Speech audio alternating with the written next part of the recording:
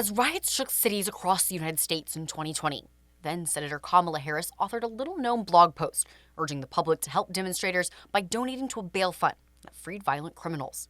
The blog post, which Harris published on her Medium profile on May 31, 2020, came amid riots in Minneapolis and other major cities following the death of George Floyd. Harris is still fundraising on behalf of the controversial charity, according to Act Blue. Harris wrote in the blog post, quote, "I stand with those protesting George Floyd's murder."